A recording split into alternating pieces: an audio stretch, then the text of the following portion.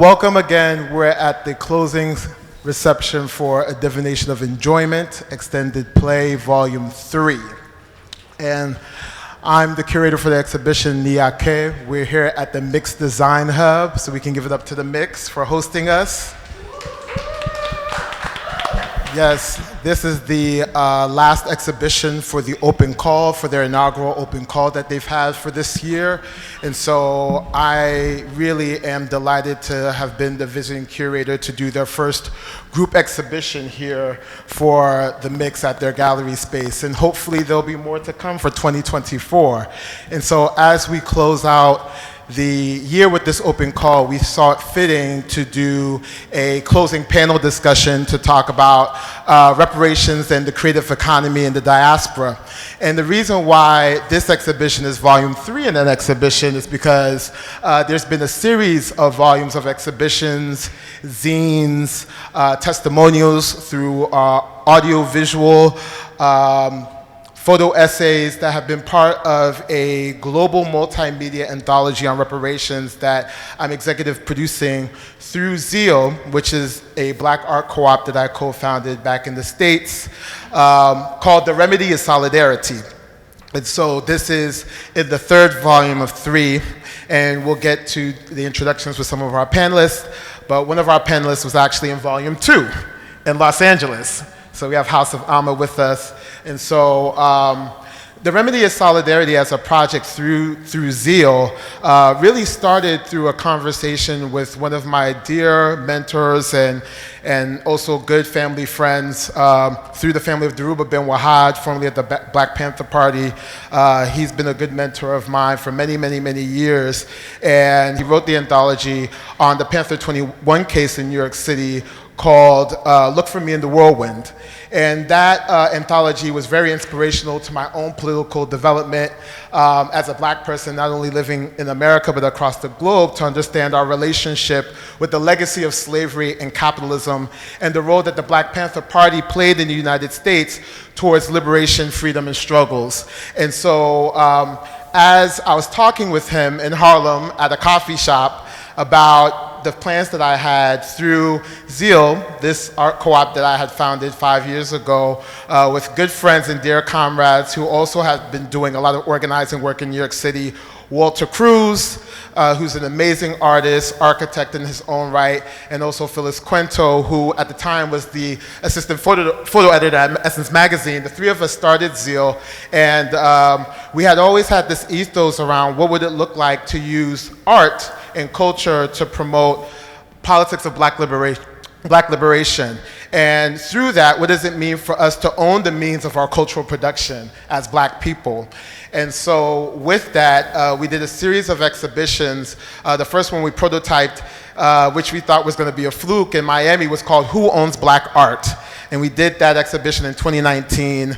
And to our surprise, it landed the front page of the New York Times Arts and Culture section. We covered an ABC Nightline, and there was a long line all around Little Haiti, predominantly black community in Miami during Art Basel, really to engage in discussions like this. What does it mean for us as creatives to be able to come together, understand what it means for us to collaborate and own the means of our production so that we can thrive into the future, which is part of Zeal's vision as an organization. And so after we did Who Owns Black Art and I connected with Dhoruba, we came up with this second iteration of Who Owns Black Art called The Remedy is Solidarity. So the first exhibition was volume 2, which was in Los Angeles at the close of the California State Task Force on Reparations. So that is the first state in the United States to launch its own reparations process. And that exhibition was titled In the Midst of the Imagined, and it was curated by one of my good friends, Adriana Ward, and also featured House of ACCRA in that exhibition, as well as Leah King, Benga Komolafe, Dr. Nandi Jordan, and I was the producer for that exhibition. And so the Remedy of Solidarity with its exhibitions is traveling globally. And since ACCRA just had its ACCRA Reparations Conference just in November, it just aligned that A Divination of Enjoyment would come right after to also honor the political strides that have been made through governmental entities to push the conversation forward. But we understand that we can't move politics, we can't bring things to decisions and bring about material realities that are going to change the conditions of our lives if we don't change the culture of how we do things from a place that is healing and restorative. And so with that, we said, let's do a divination of enjoyment. It's December. We can play off words, but also use the exhibition as a means to create a space for healing, reflection, redemption. You see that in the curatorial statements. And I wanted it to center around a con-spirituality because there's so much that we don't know as a people, even as we're here in Ghana, about our history and our lineage as a people. And so we understand the legacy that colonialism and slavery has had in interrupting that knowledge, interrupting that wisdom and embracing of that. And so what better way to do it but to do it through an exhibition that explores that from ways that perhaps seem non-threatening, but also a way to introduce people to concepts that, quite frankly, are part of our own lineage and legacy through our ancestors. So with that, I just wanted to give context for the conversations that we're having today, but we'll start first with just a reflection for the exhibition that's happened the past 2 weeks, and then we'll enter into a conversation about the creative economy within the diaspora. So with that, I wanted to just start first by having all of the panelists introduce themselves and just, how you're feeling and how you're coming into the exhibition given its opening and what you're experiencing. So we'll start with the dynamic duo from House of ACCRA, just to do an introduction and then how you're feeling coming into this space for the exhibition. Good evening. I'm Rebecca Henry. I'm Akuya's mother, and we have a fashion brand called House of ACCRA in the U.S. We're not just making clothes. We are actually storytellers. We are folkloricists. We're standing in the tradition of Zora Neale Hurston and others. Our clothing is the end result of cultural exploration, and reclamation and remembrance. And so we start first with what we want to focus on that has to deal with that subject matter. And it's only after we've created the worlds and everything that we want to show that has to do with that subject matter that we end up with textiles and end up with clothing. And so just very happy to be here, very happy to be in Ghana. I was here in 1999 when my daughter was almost 3, and so this is my second coming back, and I'm very happy to be here, and I'm very happy to be here centered in this subject matter that we're in, because we explicitly focus on the Black community, Black heritage, Black lineage in a high fashion space. And we're not dumbing down about it. And so I'm going to pass the microphone over to my daughter. My name's Akuya Shabaka, daughter of my mother. And yeah, just to piggyback on what my mother is saying, we focus explicitly on Black folklore and the African diaspora and how those traditions have been translated into those lands. And so from looking at our family archives and our family stories, we then inform our designs. We inform, like for example, in the exhibition that we did in Inglewood, California, we showed a film called Saltwater. And Saltwater was paying homage to the lost but not forgotten Black resort communities in the Americas, as well as shining light on the Black seafaring deities like Mamiwata, Olokun, Yemeya. So yeah, that's an essence of who we are and how I grew up, and I'm excited to have this conversation. All right, yes. Hello, everyone. My name is Ama Boaje. I am the founder of the ACCRA. For now, it's still the ACCRA. And what we're really trying to do is answer 3 questions. Who are we as African and Afro-diasporan people? What do we create with our hands? What is indigenous to us? And how do we profit from that? And in that exploration, we hosted a festival where we explored that around textiles and asking the question, a lot of the times when people think of Black or African, fashion or, things coming off the continent, they automatically think of wax print. And I thought that's a very interesting thing for something to represent you that isn't actually yours. And so to pose that question of, what is actually ours, what does actually reflect us, and who ultimately is profiting, especially in a world where we're, ultimately the cultural creators.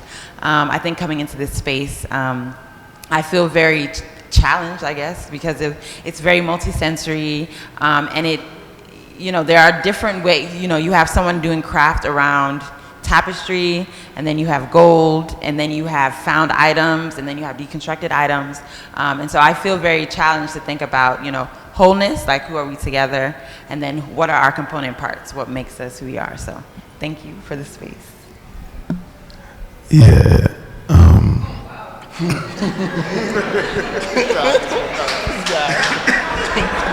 He said, is this the morning voice?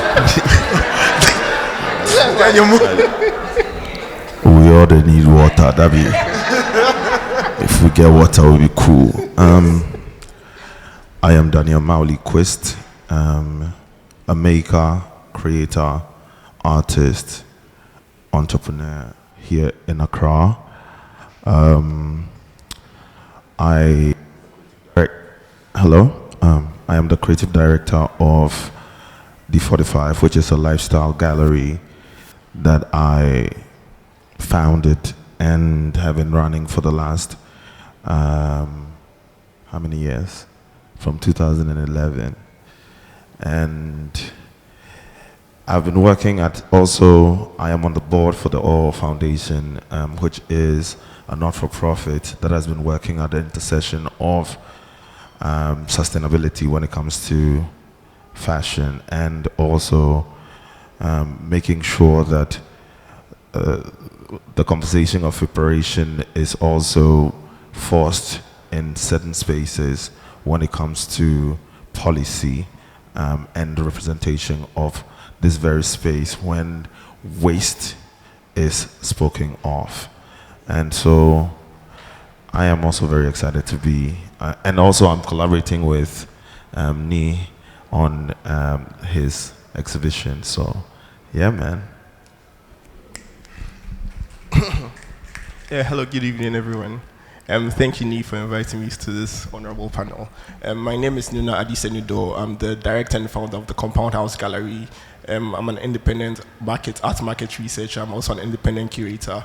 The Compound House Gallery is an artist-run gallery.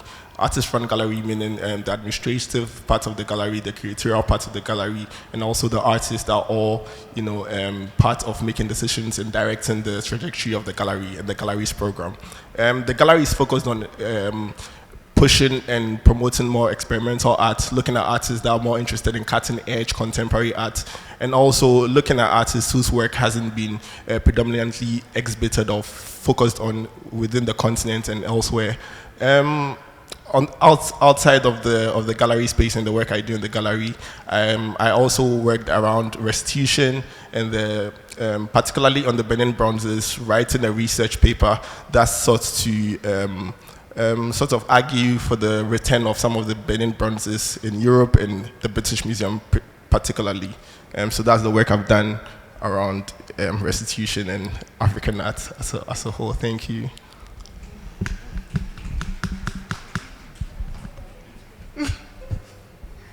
Hello, my name is Efia Sawa. I'm a visual artist and curator. I'm a featured artist in this exhibition. Thank you so much, Ni, for having me participate in this. My practice centers around Black women, African women. It's around themes of perception, how we see each other, how we see ourselves.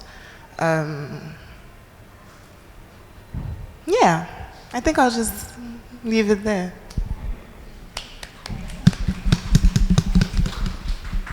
So, it's actually good we start there because the first question will be for the collaborators and the artists that have been a part of the Remedy of Solidarity. So we'll start with House of Amma and then go to Mawuli and then also Efia. So I just wanted to ask, given that the exhibitions that are part of this anthology have been, in many ways, tracking the progress of governments who have been putting forward reparations declarations or commissions or initiatives.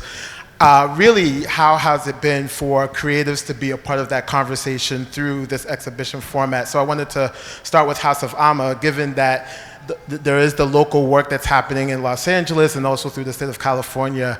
How was it for you to participate in this exhibition, given your both lived experiences in LA and just witnessing, being a part of the conversations that we were having in Los Angeles? What kind of impact has that had on you towards your own creative pathways on this subject matter moving forward? Thank you. I'll take that. I think that creativity is very important to the conversation of reparations because, first of all, you have to imagine a new reality for yourself, and you have to imagine a new reality for your people. So when we talk about reparations and we talk about redress for our people, you can be very static about it. I'm a lawyer. I've been a lawyer for 30 years, and I was also involved in COBRA, NCBL, and other organizations that we have in the US that have focused on reparations. But we're at a time right now when we're talking about what it is our people deserve and what it is that our people are demanding, that we really have to imagine a reality that is different than what we are seeing and experiencing now. And when I say that, imagining, really putting yourself in a different dimension so that you can understand what it is that you're entitled to and how you're going to go about achieving that. And that does not always involve legal means. A lot of this is being presented in the legal environment, is being presented to government officials, is being presented in courts, but honestly, as a person that's been a lawyer for 30 years, I don't believe that that's where we're going to get our remedy, because you're asking for people to give you something they don't want to give it to you. And so we know our reality as African people, whether or not you're here on the continent or whether or not we're on in the diaspora, that is not a demand that comes without some kind of organized movement. And I'm talking about organized movement that involves arms and that involves people, you demanding and taking what you need from people because they don't want to give it to you. And so the imagination part is very critical, because without imagining, and this is where the creativity comes in, and this is where calling on our ancestors come in, and this is where the redemptive justice comes in, you can't even begin to think about the possibility of another reality than what exists now. And so a lot of times when you look in the faces of your people, and we were just in South Africa, and it was very white, and our people looked like they were in the sunken place. And that's a whole other conversation. But you have to imagine, and the creativity and us being involved in these artistic environments, which can trickle down to people, and the people that are on our grounds, and our people that are like the foot soldiers, common people. The imagination is what is going to be, I think, the first thing that you have to start with, because you have to see something different than your existing experience. I agree. Yeah, I think that thinking about it from a younger generation perspective, I think that it's very important to open up the conversation outside of just digitally. I think that a lot of times the way that we're trying to have these conversations through the internet, it a lot of times doesn't allow for just grassroots expression. And I think that we have to go back to a time where we're having more closed conversations. And I think that we want to publicize a lot of what we're doing, but I think that it starts to get washed away a lot of times. And I think that we have to go back to self-educating ourselves, not looking directly on the internet, and having closed conversations. To add on to what my mother said. Can I just say this very quickly? I think that we have to be realistic about the conditions of our people. We have to be realistic about what the conditions really are, and not overlooking that. And when I talk about the conditions of our people, I'm talking about the regular people, not necessarily the people in this room. I'm talking about the people that are going to work every day, that have been marginalized and are worrying about how they're eating and sleeping that day. What is it going to be in a shanty town? Is it going to be on the side of the street? We have a serious homeless population in Los Angeles, and that homeless population looks like us, primarily. And the reason why it looks like us is because those are the people that have been, as things have gotten so expensive, have been just pushed down to the bottom. And so we have to really look at what is the reality for them, because we can't just be talking about the reality for us. We have to really have a community focus and a community emphasis, and it has to be realistic and primarily for them. Yeah, as I'm hearing both of you talk, I mean, I'm just realizing this, but you know, the name of the exhibition that you were a part of was called In the Midst of the Imagined. You just spoke about the importance of creativity in imagining, even under the real conditions that also have been protracted for hundreds of years. And yet we are here in Ghana, and the second exhibition is called The Divination of Enjoyment. And so when we think about divining, and you know, you just spoke about spirituality, there's this piece even in Saltwater, as I'm thinking about the exhibition, that's tied to African spirituality and divining. So, you know, you see the water, you know, just in the performance that we had earlier with G-Jaw, there was this piece around, folks can hear me okay, we're good? There's this piece around what if the sea is the earth's mirror as part of the curatorial statement. And even in this time, we're dealing with multiple conflicts, multiple crises. And so there's even a double meaning on enjoyment, because who is enjoying and what are we enjoying, right? Are we enjoying people's crisis? Are we enjoying people's suffering? Are we enjoying for celebration's sake? And without judgment, but to be discerning and say, how are we actually approaching our enjoyment? And how does that look in our relationships and in the power dynamics that we have with one another, even as we're here in December? So it's kind of ironic that this second round of exhibitions as part of this anthology would be then a divination of enjoyment that returns us to these spiritual practices and is asking us to reflect within ourselves. So I wanted to have the next question be for Mawuli and then also Afia, for both of you just to talk about what has your journeys been just being a part of this exhibition and its exploration. And I can speak for myself as the curator of this exhibition. This is my first time curating in Ghana, on the continent, right? And my parents were born here, right? And I've been coming back and forth ever since I was 7 years old. But the journey of my past 6 years of developing relationships on the continent with folks who I can trust, who also share same visions and same life struggles and triumphs, has been a very beautiful experience. And so I'm actually just really curious to hear from the both of you how the experience has been for you to be a part of this experience that now, at least for now, is ending. So we'll start with Mawuli and then go to Afia. It is, for me, thank you to start with. This is my first time actually also being a part of anything that is an exhibition. Personally, I've always supported artists and helped produce for other, collectives, and also provided platforms through the Studio Accra for artists to express and show what they can imagine and have been imagining, and reimagining different languages that we need. And so this is the first time that I'm a part of something like this to show what I do. And so thank you for that. What it feels like being a part of this exhibition is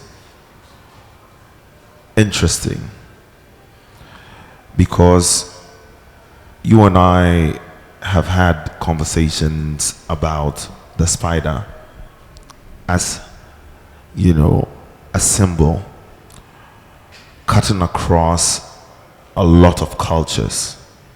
And so taking that and knowing the language that is used around the spider as a symbol was really interesting to me, and was something that I wanted to explore.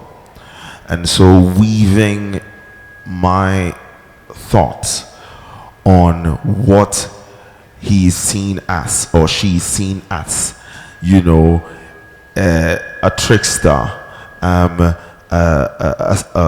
wise person, a deity, all of these things, right? It is the many facets of this symbol that, we don't get to experience all at once, because, everything is so, there's so many, it's fractured. But also we just have to accept that for what it is. And so I came into this knowing that, and knowing that my piece, in collaboration with your entire installation and collaboration, is a fraction. It's a fracture that needs to exist in order for you. I walked up to her during the exhibition, and I was like, hey, she's like, oh, is this your work? I'm like, yes. And then she's like, yeah, no, Charlie, I was told not to even look at this, because it looked, like something that is Juju. yeah.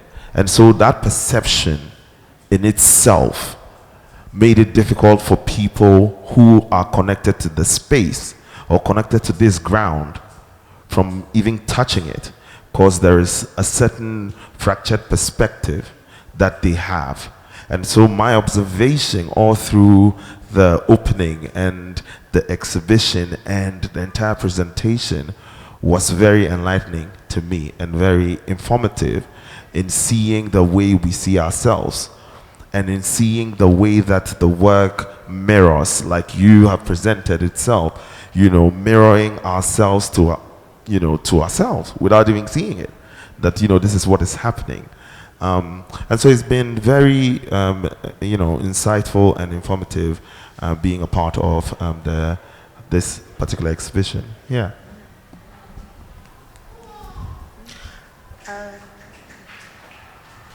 I think you both raised some very important points about fragmentation, about what it looks like to be a people that have had so much taken from us, and what it looks like to actually begin to recover and to begin to actually imagine what that could be. So for me, participating in this exhibition has been very affirming. I think being an artist within this space, you are kind of taught to approach certain institutions to vie for the attentions of certain capitalist machinery. But working with a co-op, working with a Black-owned space, I felt seen. I felt that my concerns were being met. I felt that all aspects, layers of who I am was being taken into consideration. I want to touch on what you said about the education aspect. A lot of us who are able to tap into creativity, who are able to do it, are extremely privileged. When I think I can speak, I don't want to speak for everybody, but I want to speak for myself. Coming from the background I come from, coming from working parents who have kind of been told that the way to stability, the way to happiness is work hard, do the 9 to 5, focus on what you can see in front of you. Don't dive into the unknown. And so when I think about the work that can be done in terms of allowing everybody to get in touch with that side of themselves, to get in touch with creativity, I think of what it means to provide creativity, like spaces for creativity for underserved youth. So I currently work with a space, it's called The Good Tree. They're located in Teshi. It's within the military barracks, and essentially what we do is that it's a community center for girls aged 10 to 18, and they do skate classes, they do reading clubs, math labs, and they paint, or they play with clay, and it's not fixed. It's what do you want to do? What does your creativity speak to you to do? And for me, I think those are one of the ways in which we can start to, I don't know, take the cap off what we think is possible. And I think for my practice, I dealt with a lot of how do I see myself? How do I see the women around me? How do I see Black people around me?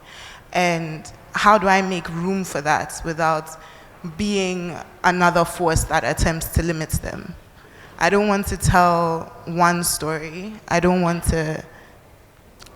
even want to say that my story can be one story. I want to make room for all the possibilities.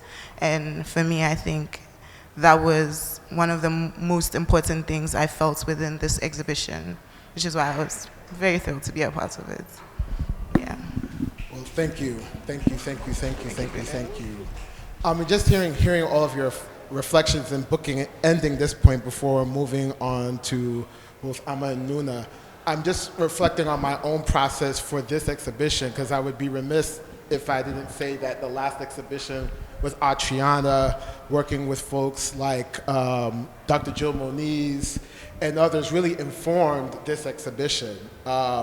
And the research and my own work, I would say, my own work, to be able to, one, just do my own recovery work in my relationship to my own spirituality. So my dad is Ashanti and then my mom is Ghana.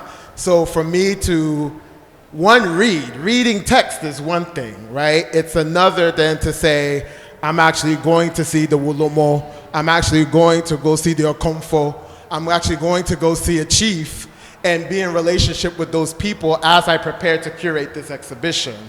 So it required me doing my own work and also finding, what did this mean for me and my spirituality? What did it mean to my parents? What did it mean to my grandparents? And what has the stigma that has been placed because of colonialism, because of the transatlantic slave trade, that has now distanced me from language, that has distanced me from cosmology, that has distanced me from rituals and traditions, that actually could be a source of healing for me. And so I actually got the chance to, just on an email exchange, talk to Anthony Ephraim Donko, who wrote the book African Religion Defined. And so when I told him I was getting prepared to do this exhibition, he was just like, if you just walk within just Accra or you go to Kumasi, trust me, you will find people who can guide you on your way, on your own spiritual journey. And so that's what had me look at the curatorial statement as I was reading the book and say, we all know water. Water can be a cleansing source. It can be a source in which we use for respite. It can be a space for cleansing. But we also know that within the bodies of the Atlantic Ocean and through all oceans, there can be hurricanes. There can also be storms. And so I wanted to play with that and say, if the Ashanti people use water as a means of healing and divination, how can that be used throughout this exhibition? And if we looked at water as a means of reflection, how is that a mirror for us to look at a reflection within ourselves? And so I was like, perhaps this could be a starting place of a conversation around reparations, and we'll see where we land, based on that, because of the last exhibition being on the Midst of the Imagined, looking at the Lucille Clifton quote. So again, in this exhibition, it's not a coincidence that Gija, in her opening performance, you would hear Lucille Clifton playing in the background. And so in making that connection and the bridge that's actually happening between both of the exhibitions, I wanted to turn it now to and also Nuna, to just ask the both of you, just in terms of your experience coming into the exhibition, what things are you taking away from the exhibition that may inspire you or inform your work as we think about the creative economy in the diaspora? So whoever go first. We won't kindergarten style you. Okay. I think, the word reparations, I always think obviously of repair. And I remember someone talking about how, when you break a plate, the remedy for breaking the plate could be that you get a new plate. That would be, I think, what people traditionally think of reparations is that something has been taken from you, so give it back, or give you something new to make up for. But then there's obviously, the Japanese who kind of fill in the cracks and rebuild the old thing. Yes. And make a new thing that's still beautiful, but still has the old pieces. And so what I like about your exhibition specifically, and I mean, we talked about it for a long time, but what I like about it is this idea of taking an instrument that is so important in just like how we see ourselves as Ghanaians and honestly as West Africans. I mean, it's something that is for all of us, and taking it apart, right? Like, what are the things that make it what it does, and seeing them each as beautiful and then bringing it back together. And for me, when I think about reparations, again, answering the questions of who are we, what is ours, and how do we make money from it, I think there's a very important role for deconstruction. I think it's so important for us to say, like we have all these jokes about jollof rice, like, oh, my rice is better than your rice, and it's like rice is not even our food, so like let's deconstruct food and let's look at what is actually indigenous to us, what makes sense to us, what makes sense for our bodies and the spaces that we're in. And then we can build from that, right? Like, what do we create on our own? Because I do think, and I'm glad we brought up imagination, that one of the biggest things that was stolen from us is imagination, is the freedom to, think beyond. Like, you'll go to an auntie and they'll be like, and you're like, oh, I want banku and this. And they're like, no, yen nenesa. We don't serve it that way. Like, there's no imagination there. Like, I've done my calculation this way. And if you come and disturb me and ask me for stew, that's not what I brought the banku for. Just take the okra and go. So having the room to really imagine, what if I ate banku with beans? Or, what if I ate banku with something else? That is liberation, right? Like, that is revolutionary, because now that's a whole different profit model you can create around that when we talk about capitalism and we talk about economics. So for me, again, just being here and being in this space, I just love this idea of deconstructing, whittling down to component parts, and rebuilding. And I think that's a powerful message here.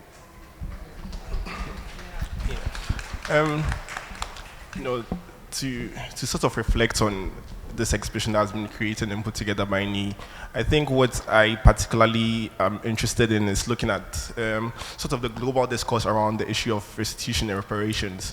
Usually, when issues are, issues around reparations and restitution is being discussed, most of the concerns are either monetary gains. How do we get money? Recently, our president asked for some money, some amount of money, to be given back to the continent. Some people asked for the return of the objects. But I think one thing that I saw in this exhibition that has taken my mind back to what the idea of reparations could mean is also the idea of healing, and that's one thing I feel that has been overlooked. We're essentially in a capitalist, system. So everything has been monetarized, everything has been quantified and valued, in monetary form. But there's a certain essence of healing and a certain essence of reflection and divination. I feel that you guys have purely done, and that's something I really respect, and I really, see pure in what you have put together here. Yeah. Yeah, no, I appreciate that. And as you're talking, it's making me think about further kind of curatorial notes that I feel like it's important to share also with the audience. So the piece on deconstruction that you named, so using the xylophones, the Gili, right, which is in the northern region, was very intentional in the exhibition, because I was also trying to see what impact did the Ashanti people have on different tribal societies. So the other thing I learned as I was picking up on the Gili was that the Lobi people, who are the people known in the northern region for creating the Gili, also refer to the weaving and putting together of the keys on the xylophone as Anansi the spider. And so it just made me think again of the deconstruction and the reconstruction, but also the networks and how culture spreads, even amongst the society of people in a country now known as Ghana. And so with that, I think about Selim's work and the embroidery, so that you're seeing the weaving again. You're seeing that in different facets of the work also, in the trickster elements of Anansi. I just think about Sel and Francis Kokoroko's work. It's there, and actually, if it wasn't for Francis, I wouldn't be connected to Mawuli. So there's a connection and thread throughout the network of relationships that we all have. I met Afia through Artemartis, which is our art collective. So I just feel like that's another energy of Anansi the spider, and this whole thing about collectivity, right? It could take 1,000 spiders and their webs to really hunt down and trap a lion. And so what does it mean to have that network of connection within us where we can practice solidarity and trust amongst each other? So that's another piece that I wanted to say, at least as far as the exhibition is concerned.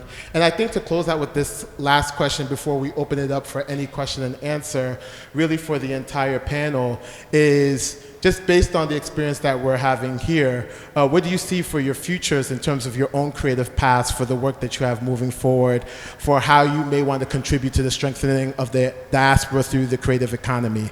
So we'll take last comments, starting with House of Amma. Well, can you hear me?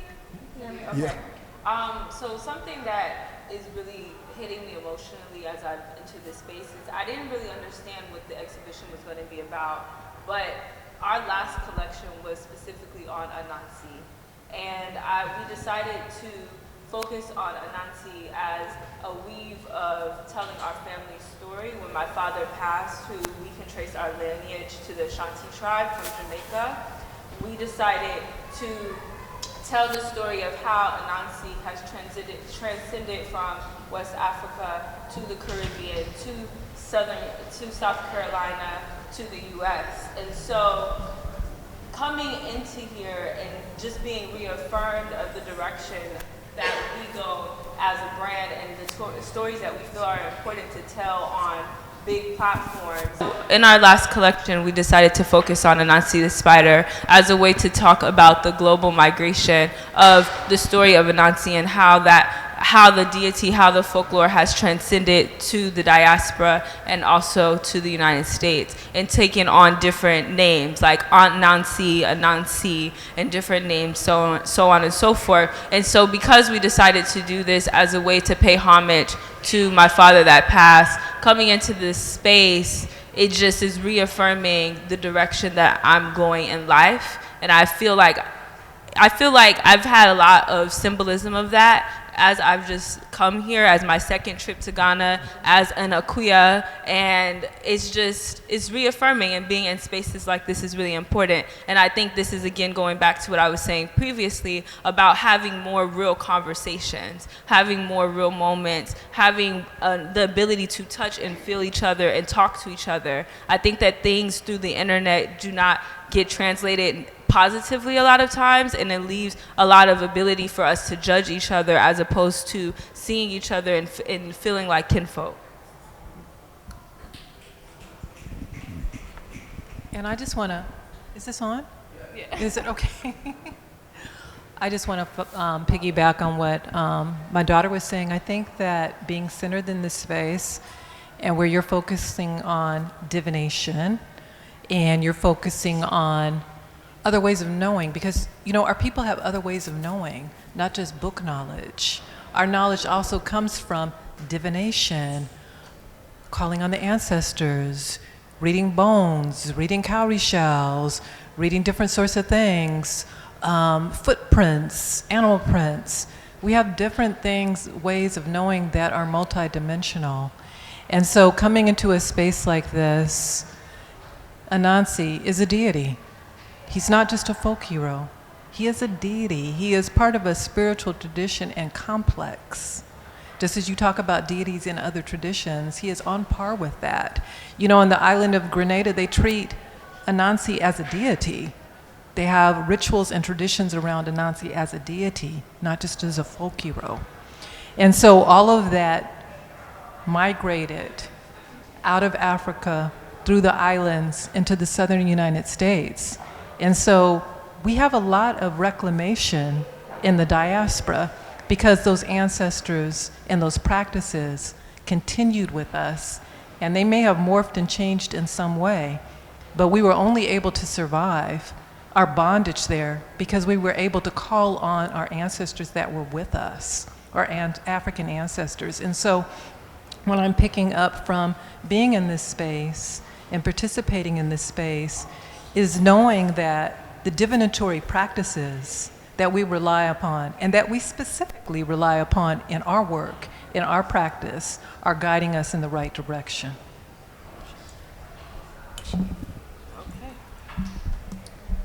Yes. I mean, thinking about thinking about the next steps, I think for me, so one, I think it's really interesting we keep talking about Anansi because the Adinkra symbol for creativity is Anansi, which I only found out like a month ago, so it's not like, but I only know that because I was given a Adinkra symbol as a prize to sort of honor my creativity in a corporate space, which is its own interesting display. But I thought, I have never known Anansi as a good thing. I've never known an Anansi that as creative, I've known him as spinning a web of lies, as deceiving, as this sort of like anti-hero. And so for me, like hearing about Anansi in this way, it is a reminder that there are stories that have been told, and there's an opportunity that we have to either reimagine said stories or decide for ourselves moving forward what we want our truth to be. Because I do imagine that as much as there is, and I said the, web of deceit, so on and so forth, there is obviously, as we're saying, Anansi the creator, who is a reflection of God, who's also a creator. And so in that way, we are also a little bit deceptive, a little bit creator, right? And so a little bit of good, a little bit of bad. And I feel empowered that, the next phase, at least for me, for ACCRA, is again to question everything, and to whittle down to component parts and to decide. Like, I really want us to own that power of decision. Every faith point or every divine point is a relationship with, the spirit realm. And we always, I believe anyway, that we always have a choice in that relationship, in how we perceive, things that happen in our lives. Like, something bad can happen and we can say, oh, that's juju, it's demonic, it's something horrible. Or we can see it as an act of God, like this bad thing has happened as a good thing, as an act of the divine that is for my good, and it is therefore a good thing. And I think that that is a choice that we make in our relationship with divine. And so I think we're in a choice moment as it relates to who we are, what we produce, and how we make money from it. And I'm just, interested in that, part two of that choice set. Fantastic. Fantastic. Okay. Me and on my keji, una. Kajabi eneke ya. Ko wa dwen here. No ya keblofo wie mo. Echuni. Come on. Ke no fiano no ba fi. Ke no fiano no ba fi. Blofo wie mo oka Martin. You ba joy ya, hu ba boy o modin, you dane won boy o modin. Ona. Shinu o wi aka okay. Henu wo yo bia na won ta wo ya no. Ka wo ba ya no kumetu ole. Esa no wo chake be ni won ani. Ni ka wo ba chake. Mi noji. No fiano ni mafi. Me bom hu modern say me di eni fro na behwe na eni na me de behwe nso no na efi ha intino made bia me di eno esan say brofo kasa no eno na edi enyam edi ehwiam mo papa because eno na ama me hu me nua ana say me hu obi a some essence me manone brofo e denti no so no entimi nka brofo te say me a na afi die me hu ne say ono no me ne no ye nheda ye nyepe sadie no ena e wo say yesesa nti no me made ye no ene ejumadi a me di bia no me bebon hu modern say sa etrimupo no nunka ba kwe na nyama wi na me ma wi na ma me fukpaga malababu malababu me fukpaga ton akpa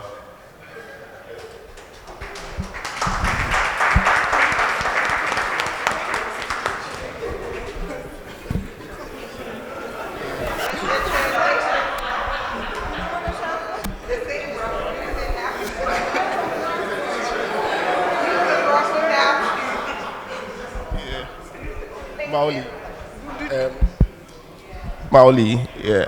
Is this an opportunity for me to also speak in a way?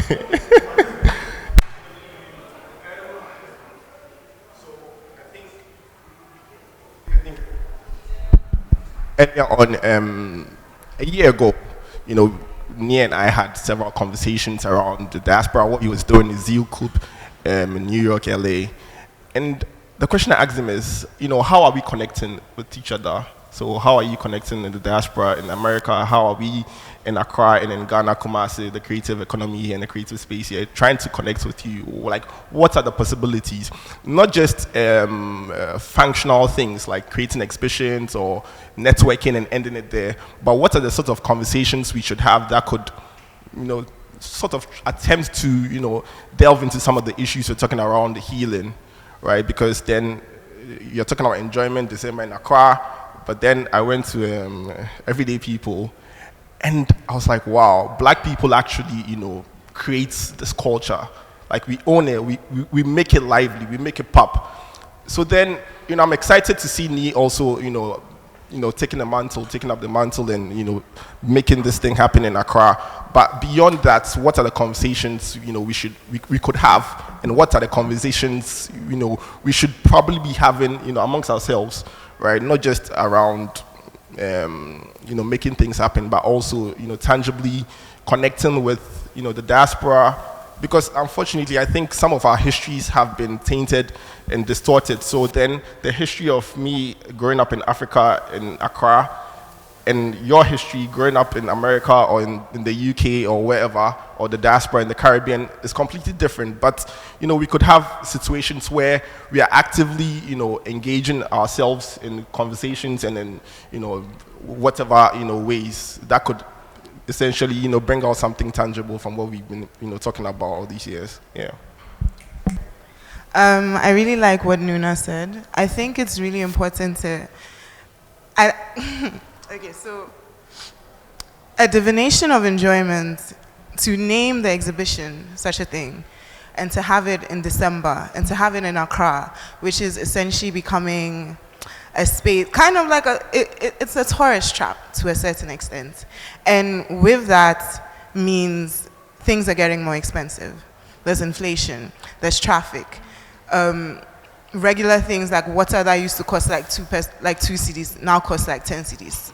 So I think that's a little bit of like what you're speaking to. But what I think is really important when we touch on these things is that, like you said, not all of us are enjoying. Not all of us are being able to experience even the effect of essentially what a black renaissance is going on. There are people who actually would rather not even participate. They, again, like you said, would just rather go to work and just make ends meet and have a regular existence. And I think one of the most important conversations we need to start having is, do we make room for those people? And how do we bring them along with us? Is it, if we're speaking about enjoyment, if we're speaking about spirituality, on the continent, I don't mean anything against any Christians, but Christianity has done a number on our psyche. There's so many harms being done in the name of a religion that is meant to be about peace, meant to be about love. And the same could be said about different spiritual practices, even African spiritual practices. In Nigeria, people used to kill like twins. They'll send them out of the village. Like there's always that negative to the positive. And I think we need to be able to have those conversations more than anything. So as much as we think about enjoyment, as much as we think about the lighter side of things, for me, I think it's important to also consider the darkness, which is why I think more than anything, what I think is going to be most healing is accepting the layeredness of our existence. Yeah, that's what I'll say. So, thank you to all the panelists for those closing remarks. And I recognize that we're past the time, but I do think it's important to take this time. I would like for those in the audience to just turn to your neighbor.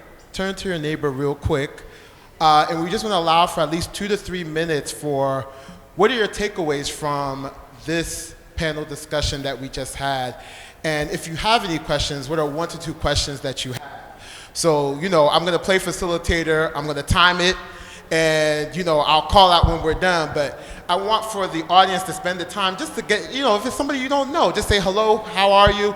We're just going to take 2 to 3 minutes. What are you taking away from this experience, and what questions do you have? So we'll start now.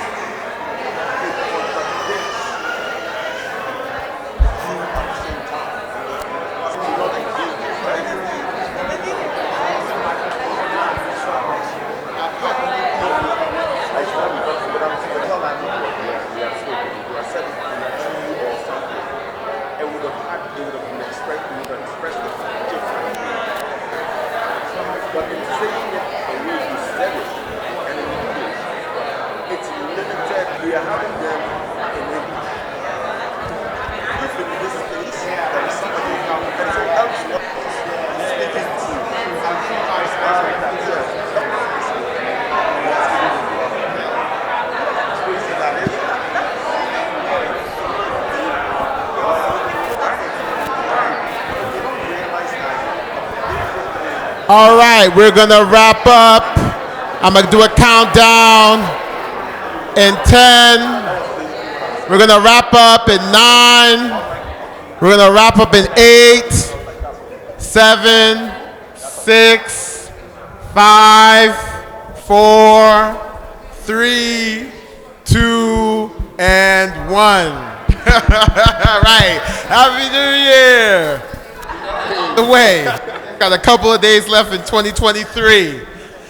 So, since,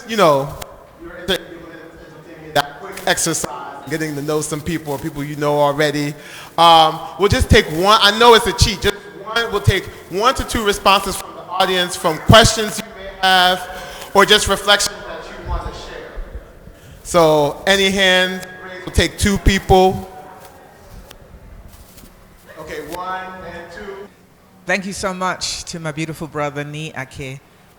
So the takeaway for me, I was talking to with my beautiful artist brother next to me, was that I think that there can be healing and exchange and repair, not simply in the art that we end up seeing on the walls, but in listening to the process of what it took for you to actually come together, to collaborate, to navigate conflicts and challenges of what it means to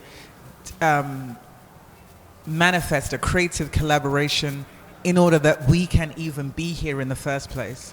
I think sometimes the way art has been defined in the West is that it is the ultimate thing on the wall that defines the art. And I think in listening to the panelists and listening to Ni Ake, that a huge part of the art has been in the process of the collaboration and the building of relationships and navigating what people would define as conflict, but I would define as just humanity, in order to get to the space where we can enjoy the art. And I think also the last point I would make is the idea of repair and reflection, to be from different parts of the continent and the diaspora, and to be sitting in exchange, to be able to turn to one another and ask each other our reflections and to listen. I think that is also a healing. And so I want to say thank you for the work, but really for the process and for showing each other grace, and for creating a space where we can gather, not in a traditional gallery, but in a place where you get the kind of foot traffic that is so often not within a gallery space. So thank you.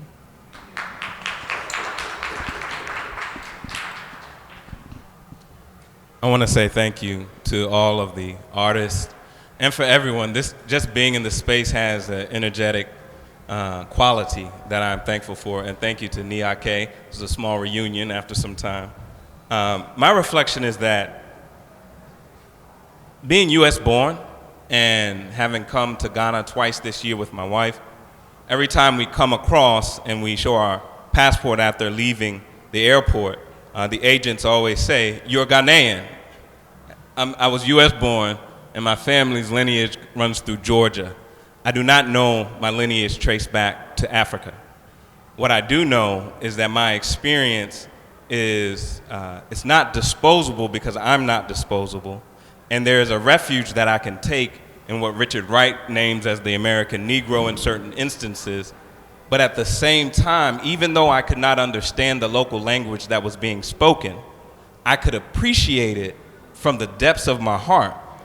And so being able to stand in the difference and love across it, and to acknowledge and appreciate and I would say respect highly the experience, while also respecting the experience that I bring, which has its own rich traditions. And that is something that I see in the art. It is something that I feel in the tones of our voices. And most urgently, I hear it in the necessity of what needs to be done, not only for what others need to do, but what I need to do and what I need to bring in order for this new world that is possible to be what it needs to be. The last reflection is the reframing of the field in which I work. This is a reframing conversation around art and divination. And I respect it so highly, and within my own spirit, what I feel is my work is to commit to reframing the work that I've been taught. I've been taught how to do, trained how to say, but what do I then do with that to create along with other creators and makers? Thank you for that also. But yes, thank you. I'm going to take silence as golden, but I'm also just going to say, yeah, thank you for all coming. You know, yeah, this is great, you know, that we're able to close out in this way. I want to just say thank you to all the artists, those who are here and not here even in the spirit and physical form. Because without you, this would have not been possible. To all of our collaborators, I want to give a special shout out to our installation team and production, to Senna Afedu, please. He's sitting there in the back with the striped shirt. But it was a pleasure working with Senna on this project, and also Jojo Temeng, who helped with the installation. So all of the hanging, deconstructed xylophones to, you know, seeing the fishnet turning into the water, to the sand. His entire team supported with the installation. You know, I'm a curator and also conceptual artist, but, you know, you work with a team, you know, and so I just want to say thank you to those folks as well. And then really, you know, I'll say this from this conversation that we're having with all of the panelists. I'll set the intention, and maybe this is part of my own divination and seeing, is that our connections and with everyone's connections in this room, that we'll be able to be stronger and better together and be able to share in our healing practices together. And Amma, in your words, also take the opportunity to innovate and evolve them, right, through our creativity in the spirit of Anansi the spider, right? Because through the transatlantic slave trade, the gourds made its way through. The ability to take the sand and turn it into glass made its way through. The ability to do embroidery and make baskets still made its way through. And so I know with that, the ability to not only survive under the means of capitalism, but to thrive beyond it is possible. And so with that, my hope is that we'll be able to find new partnerships and collaborations through this experience, through Zeal, through the cooperative. My hope is that this will be the first of many exhibitions, and that this not only will be a source of just exhibitions and display, but actually, as Nuna, as we discussed yesterday, it will be a source for community building and also institution building. And so as we wrap up, I also just want to name Esther Amma as one of the partners that we've had in this exhibition as well. And that with the Remedy is Solidarity and with the work of the Arma Institute for Emotional Justice, that we also will be partnering on a new global project on mapping reparations culturally throughout the globe, starting here in Ghana, and also in the UK, and also back in the US, along with Zeal's work of starting a cultural exchange program with artists, which is represented by all of the artists that have participated in the exhibition. So with that, we say goodbye, but just for now. So in the meantime, if you haven't received them already, we gave out these limited edition pamphlets on the Bureau for Cultural Reclamation. That is a manifesto that talks about what cultural reparations looks like for us. It was done in collaboration with Intelligent Mischief, which is a creative art studio based in Brooklyn, New York, by a dope Trinidadian, Barbadian couple who are just fire, along with Canopy Collective, which is a global network that is working on truth and repair. And yeah, without further ado, we do have a dope Friday Night Lights after party upstairs with our brothers Yao and Kobe. So we got drinks, we got good music, so you can definitely continue to mix and mingle, continue to check out our work, and if you want some good music and vibes, you can join us upstairs. So again, thank you so much for joining us, and enjoy the rest of your night.